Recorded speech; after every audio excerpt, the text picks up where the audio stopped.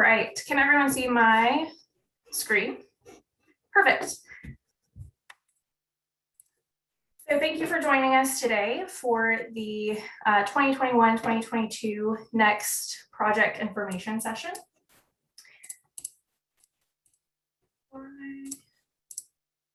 Okay. You'd think I'd be better at this point in 2020, 2021 Zoom land, but there's still a little clunkiness. So today, how this is going to work, here soon I'll introduce you to my colleagues that I have on this call. We'll go over what the Next Consulting Project is, who the Next ambassadors are, the application and project selection timeline, as well as expectations, and we will take some time to answer any questions that you might have. So my name is Jordan Turpin. I am the Community Impact Coordinator here at Fund for the Arts. I am joined by my colleague, Megan Widener, who is the Fund for the Arts Executive Assistant. We do not have with us today our Next Gen President and President-elect. Brad Keaton is the current Next Gen President. Teresa Butler is the President-elect. But we do have two wonderful individuals with us. We have Will Hollis, our Next Gen Committee Chair. Will, do you want to add anything?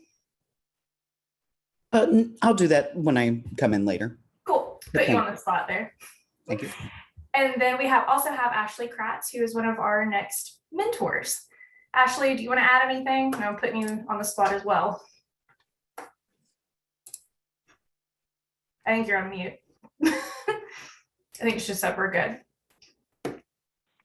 Yeah, I can do that when my time comes. Thank you. Perfect.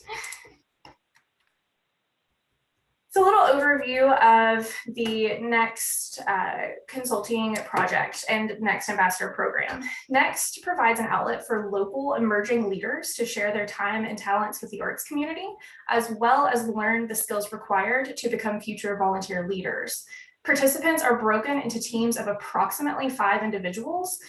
We aim for 5, however, this number is dependent upon the number of organizations and ambassador applications we receive. Each team partners with a nonprofit organization to tackle a pre-approved project, which is why we're here today to discuss. The Next Consulting projects usually fall under one or more of the following categories: collaborative initiatives, audience development, program implementation, business operations, marketing and communications, or fundraising and development. You might notice event management is not one of those categories. Event management can be a focus area, for example, a fundraising event, but that depends on the project, the application, and whether or not it falls into or aligns with one of the above buckets. Collaborative project proposals between partnered nonprofits is encouraged. Will, do you want to elaborate a little bit more on what the projects are not? Yeah, so the ambassadors rather are usually between 22, 30, 35, 40 years old. They're young professionals who have skills in accounting, skills in marketing, more of those contractor level skills, but not having to actually pay for an extra contractor. What they aren't necessarily is like venue operations, setting up tables at an anniversary gala. They can help do the marketing for the anniversary gala, help make sure that all of the fundraising that occurs at the anniversary gala fits the mission of the organization, but they're not there to set up the tables at the anniversary gala. That sort of level of distinction. Perfect. Thank you, Will. Will, this one is also you to go a little bit more into who exactly those Next ambassadors are. I know you just, you segued that wonderfully. Yeah, so in my class, it was a majority of lawyers who all had generally disposable income and a passion for art, and didn't quite know how to put those two together. They had a little bit of extra time, a little bit of extra money, and really cared about art. And that's generally who we're going to get. We're going to get about 30 of these young professionals what we do as the mentors and as the mentor group, we try and put them together in groups so that there's not one group just of accountants, one group just of lawyers. We try and get a good even blend between right and left side brained individuals to get both that creative and that analytical elements that we need to have a good group. They are generally not executive level already, but they're in that career path. So don't expect super duper high level, but they're there and they're ready and they're eager.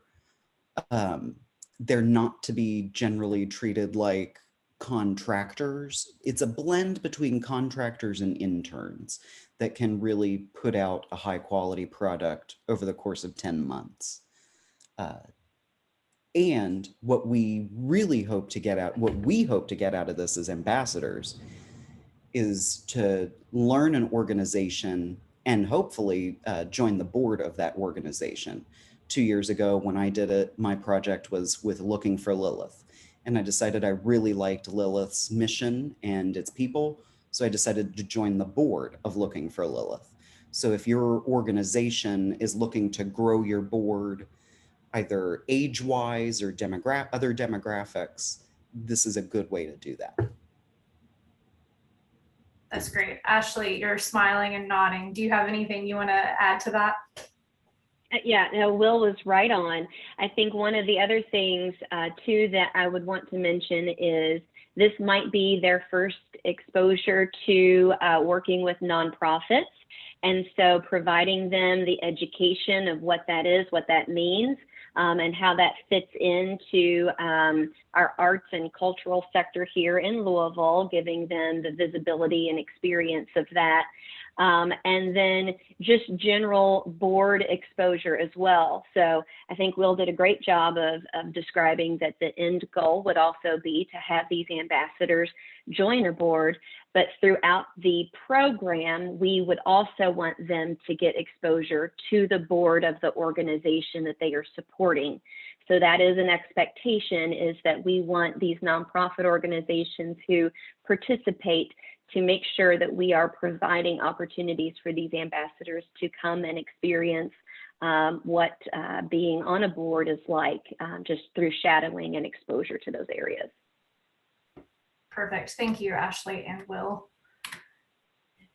So what are the requirements for the organizations with the Next Consulting projects?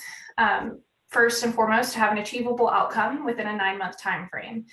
Next, this upcoming year will be 10 months. However, once you factor in the pitch day and some things that we're going to get to, the work that the Next ambassadors will really be doing will need to fit within 9 months.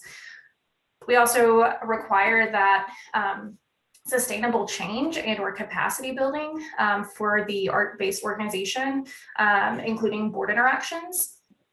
For non-art-based organization projects, it should significantly impact the arts and culture community in Greater Louisville, meaning your organization does not have to be art-based. However, the project itself should impact the arts and culture sector. For example, this current year that's ending Thursday, we have Volunteers of America is one of our organizations, and our next group is working with them to build, promote, and sustain their beadbox program. So there is still that art culture component there.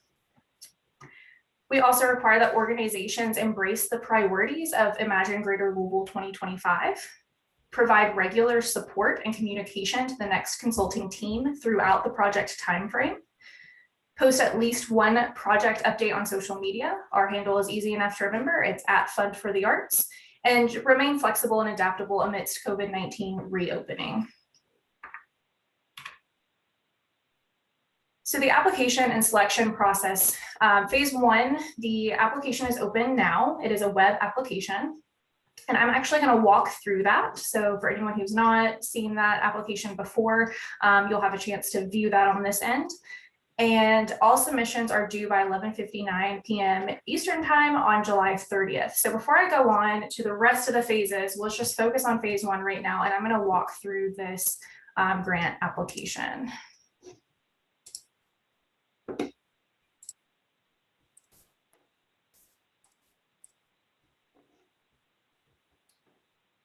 So if you have never submitted an application before with the Fund for the Arts, the first thing you're going to need to do is create an account. It's pretty simple. So when you click that first link under phase 1, you'll be brought to this a page that looks like this. If you've never been here before, you're going to click new applicant, and then you will just simply sign up, email, password, continue, and then you'll be able to log in. If you've been here before, welcome back. You'll just want to log in with your email and password. The first page goes over everything we're talking about right now. So if you need a little reminder, you can read through it. Otherwise, you can skip ahead. One little tool I want to point out as you're working through these applications, you can navigate between pages 2 ways. One, by jumping tabs. That won't affect anything. You can navigate that way, or you can navigate by clicking next, whichever you prefer. Both get you there. So first thing, organization information. We want organization name, street address, city, state, county, and if you are located in Jefferson County, what Metro Council district you're located in. If you don't know that, we have the link to My Louisville that you can find that out in. We asked for the executive director information, as well as a contact person. This contact person will be the primary contact who we reach out to. If they're one and the same, that's totally fine. Just let us know that. We ask for your organization's mission. We ask whether or not your organization is art focused, the date of your 501c3 designation, your annual budget, how many staff members you have, and who does your organization serve. Notice as all of these, as I went through all of these, there's an asterisk to the left. Those are required fields. Anything that has a word count, it's kind, it counts it for you. So you don't have to keep up with that. Website and social media information, you are not required to have all of these, but please provide us with everything that you do have. When our stress, do not go make a bunch of social media platforms if you don't have them just for this purpose. It is not a requirement. Just let us know what you do have. So like I mentioned, you can navigate via next or the tabs, but if you're like, okay, I'm doing this on like the 5 minutes I have between meetings, you can always click save and finish later and come back to it.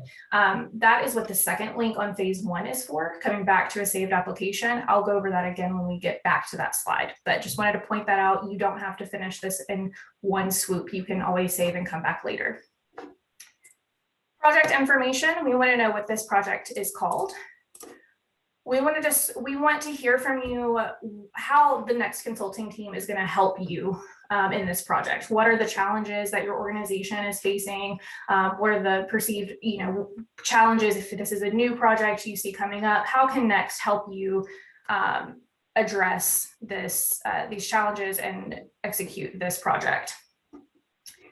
If you are partnering with any other organizations or artists, include that information here. If successful, how will the project impact your organization and the partners? I did want to point out too, if you're not partnering with anyone, please just put NA, because it is a required box and it will not let you submit until you've submitted, you've put at least NA. If you're a non-arts organization, describe the impact the project will have on the arts. Give us a brief summary of the proposed project and the impact in just one sentence. We want to know what financial resources you are able to commit to this project. Again, that is not required, but if you have them, please put those there. And then what non-financial resources are you able to commit to this project? Please be sure to include your staff, board, volunteer, etc. information here. We're just going to click next. And then we do ask for a copy of the 501c3 designation letter and your board of directors list. One thing I do want to point out with these attachments, you have to physically select a document. I don't have one accessible to click on to show you. You'll have to click that. It's like a 2-step process. Click the document, it will show up here, and then you want to click upload. Don't just do choose file, select document, it didn't save it. So you want to make sure you actually choose the file, click the document, click upload, and then you're good to go. If you have any questions or issues during any of that, grants@fundforthearts.org. It'll come to me and I can help you quickly, easily. And then the last thing is review and submit. I haven't done anything, so it's going to tell me all of these things in red, which I missed, which is nice. So if you've missed any required field, it'll let you know to go back and fill those in. Once everything is filled in properly, I do want to point out, you do want to click update, and then one of these, I believe one of these buttons will actually change to submit. You want to make sure you click submit. If you do not click submit, it's not submitted. So make sure you actually click submit, because otherwise I can't see anything unless you've actually done that step. So pretty simple, straightforward application. Any questions on the application before I switch back over? Something just popped in my head while you were going over the resources that the organization can contribute to the project, either by personnel or through funds. The next group can really do a lot of work, but is not there to do fundraising, especially or just specifically to have an event. Like, say we want to have a gala and we need to raise $5,000 in order to have this gala. The next group isn't there to come in and raise the $5,000 to have the gala. They're not there to do specific campaigns. They can insist on campaigns and show how a campaign will contribute to the overall organization, but they're not there to work on one-off fundraising campaigns. Great, thank you. All right, so back to the slide. So we just went over the application. I mentioned when you don't have to finish the application all at once. So if you come save it and come back to it, that is a separate link. Do not click the first link. So on the website, whatever you're using for these to access the application, if you're looking at the Fund for the Arts website, these are on there. The difference is important. So if you have started it and it's saved, please click the second one. It'll take you to the login, you'll log in, and then your application will be there. Again, the deadline is July 30th. And then phase 2, we have the Next Gen board and committee review. All submissions are reviewed by the support and recruitment committee. Up to 8 projects will be selected to participate in the final phase. All applicants will be contacted the week of August 16th. A little note that's along the bottom that I want to be sure to point out is that an invitation to pitch does not guarantee your project will be assigned a next team. So a little bit more about that in phase 3. The final pitch, selected applicants will have 5 to 10 minutes to pitch the project to the next teams on Thursday, September 16th. The next teams will rank their top 3 project choices. Final matches will be determined by the Next Gen committee. And then applicants selected for the next consulting project will be notified in late September. Will and or Ashley, anything else you want to elaborate or add to any of that?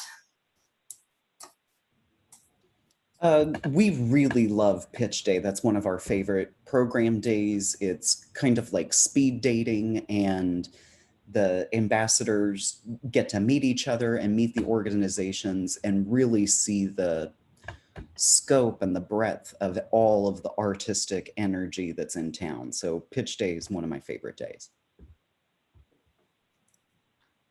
Yeah, I agree. And one of the surprises that happened this past year is all of the ambassador teams got their first choice on which organization that they wanted to work with. And so that is ideal. But if we, for example, have several teams who all select the same organizations, then the board will help decide and assign organizations to the teams. But ideally, we hope that the team gets their #1 pick.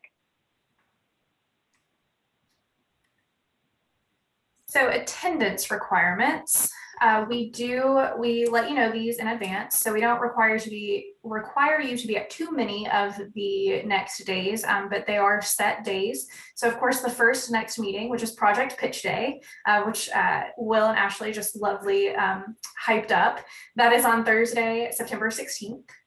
The second next meeting is Project Orientation Day. So after that pitch day, selections are made, et cetera, then they actually need to, get going on the project. So Project Orientation Day will be Thursday, October 21st. The mid-year meeting is to be decided. So I would hold this date as possible attendance if you're an organization. That is Thursday, January 20th. And then we have final presentation and graduation reception on Thursday, June 16th, 2022.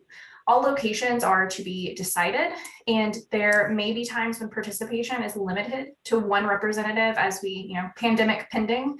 However, one representative should always be available.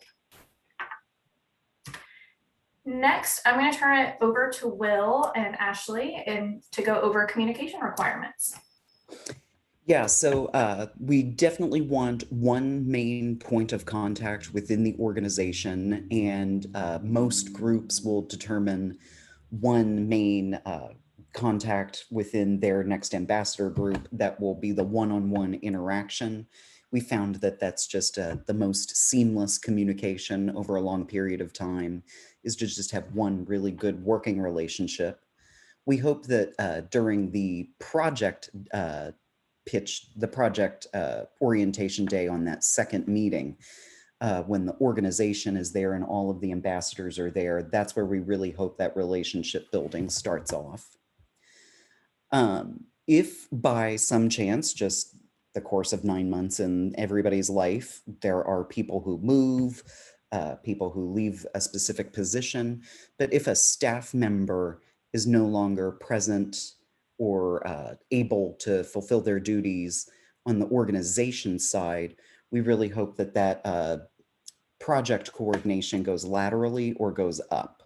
It either goes to someone of a similar, either associate level, director level, or up to the board. We don't want it to get kicked down the chain in case anything goes on during those 9 months.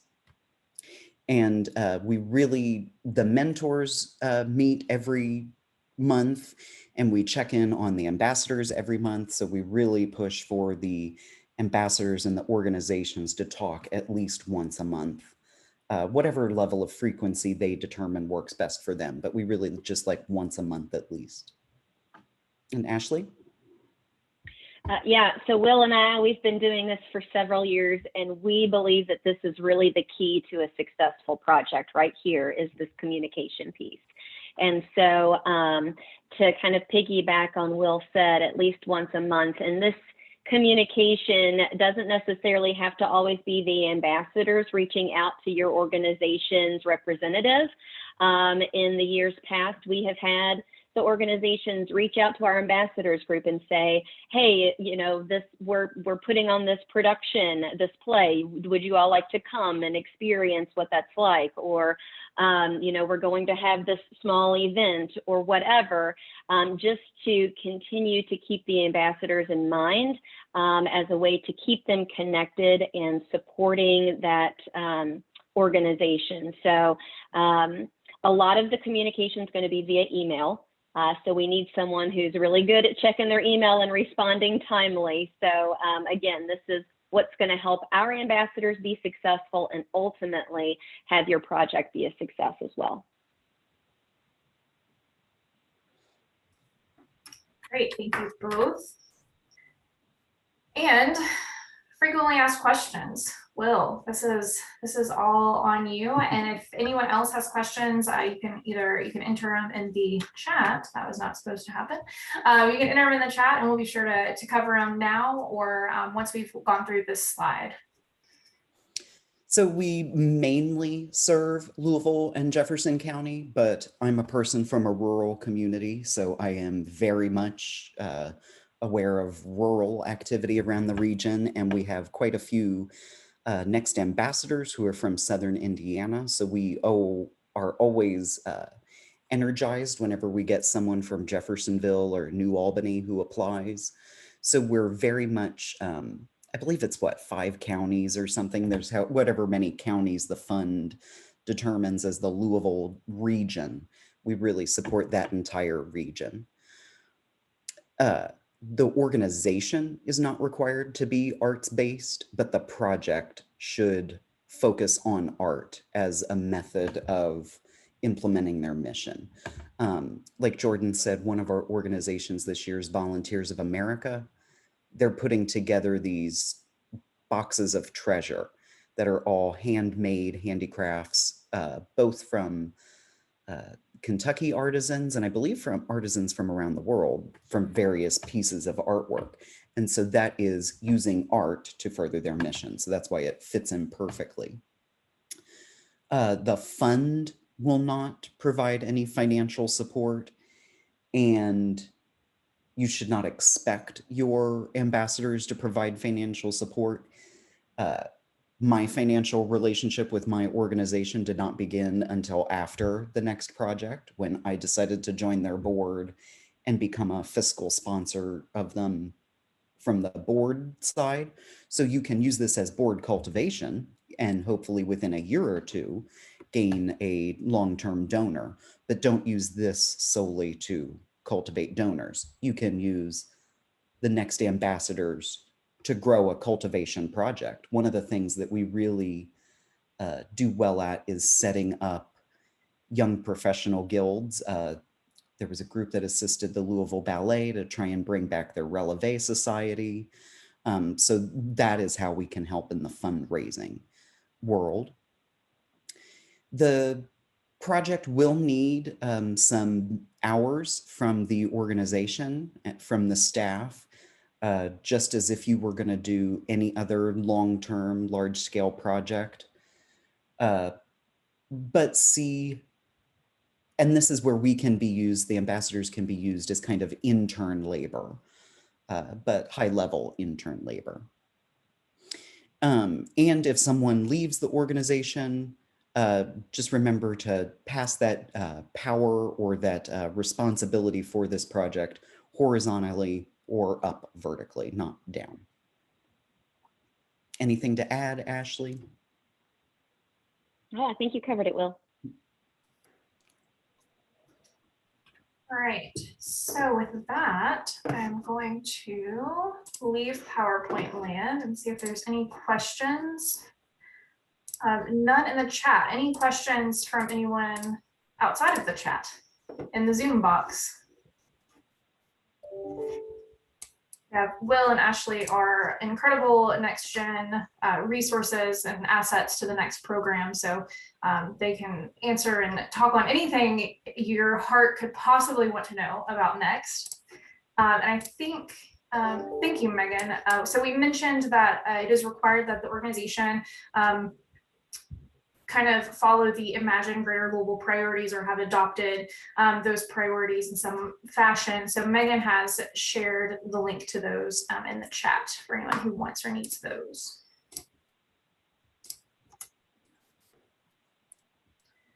All right, well, if there are no, I'll pop in really quickly. First of all, thanks for this overview. I'm doing a lot of work these days with artists, bands, content creators, and noticing this vast skills gap that there is there for them being able to, develop their products and branding and marketing and everything like that. And as you all think about organizations, I kind of understand the target organizations that you all have worked with in the past and maybe you're looking for, but I just wonder, is a single artist or content creator, maybe is a better way to think of it, is that too small an organization? I mean, as long as it's set up as a formal organization business to work with, is that too small for these next ambassadors to really sink their teeth in? Or I would think depending on the artists themselves and how much time they have to commit to a group, one thing that could really be useful is either brand identity or that marketing level of how to turn this individual into a brand and sell that brand. That would probably be a useful, I think the group could really dig their teeth into that. And that might actually be a really new project and successful project if they could work with that one person every month, have a check-in and a brand meeting. I think that could be useful. Any Great. thoughts on that one? Certainly there's that, and there's also just helping them formalize their social impact, because I mean, artists are just amazing social entrepreneurs. but we don't really have good structure around those metrics. So Mhm. helping them formalize their social impact, measuring it, which will help them down the line and even immediately get funding and so on for projects. So One thing we have done also in the past is write out job descriptions and really spend 9 months with an organization learning all of the mechanics of the organization. And then at the end, come up with like, this is what a director of development would do. This is what this person would do.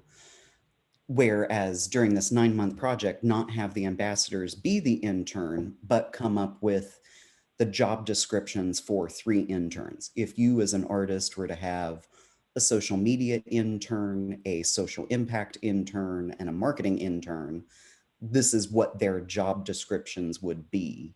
So we will play that role at a low level for 9 months, and then it can be ramped up in a year. brilliant. Thanks so much. I appreciate it. I think I would like to add a few things. We do want the project to be large enough for a team of 4 to 5 individuals that have a ton of potential, who are emerging leaders in our community, to really be able to play roles in this each to help move the project along. So when we are looking at maybe assisting one individual or one artist, that is something that I would want us to keep in mind. Is the work going to be enough for 4 to 5 teammates to work on? Another piece too would be, one goal of this is to also make sure that these ambassadors experience working with a nonprofit. So I would want to make sure that that is also involved in any project, that there is that tie, and that there is exposure to be able to participate or experience or sit on some board meetings.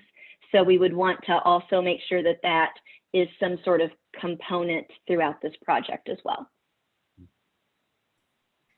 And I want to add to your project can and will evolve.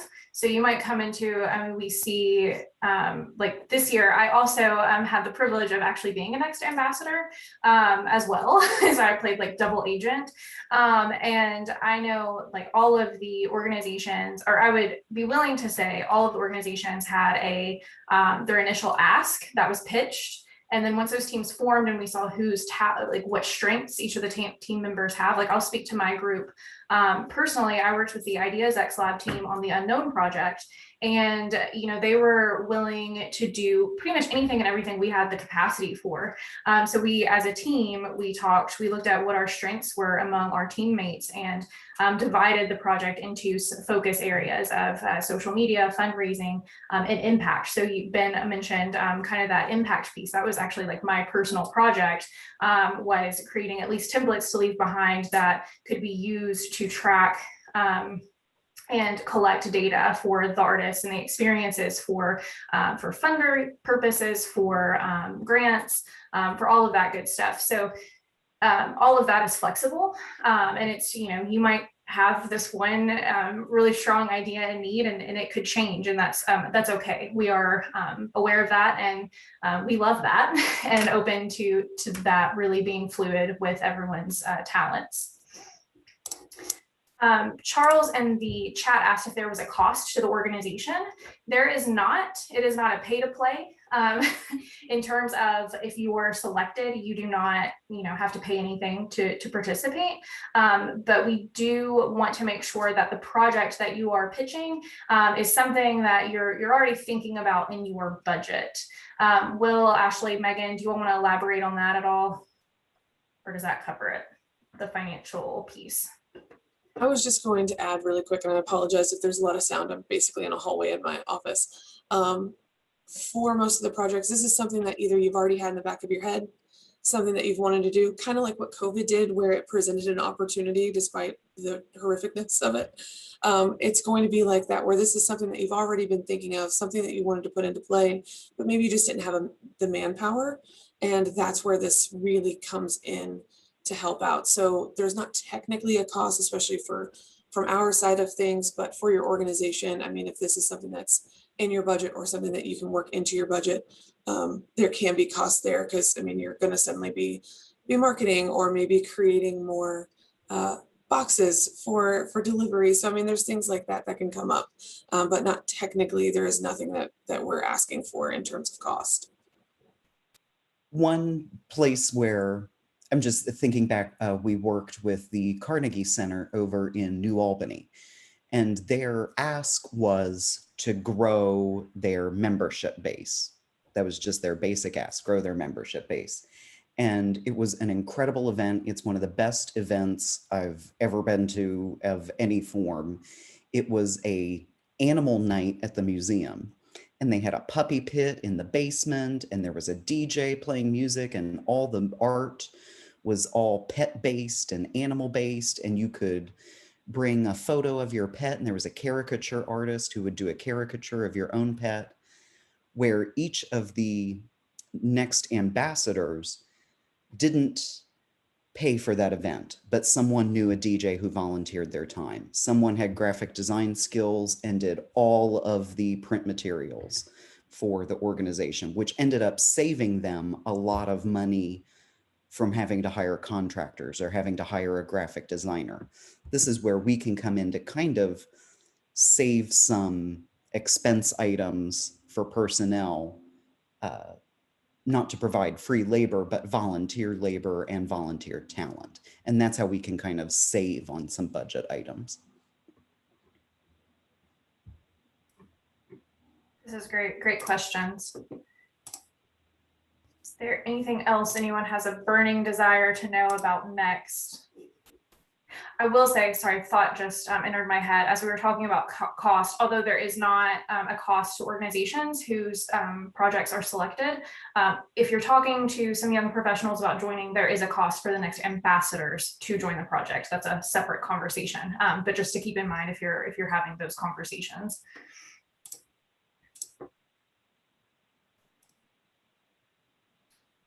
right, well, if that's it, please feel free. I'm going to type my, you can contact grants@fundforthearts.org. That'll come to me, or I'm going to enter my email in the chat as well if you want my direct email. If I don't know the answer to something, I will certainly send it to someone who does and get back with you. This recording will also, again, be on our website if you need to look back at it. So with that, I'll give you a little bit of your Tuesday morning back. Thank you, everyone, for being here. Thank you, Megan, Will, Ashley, as well. And I look forward to reading some project proposals. Thank you. Thank you.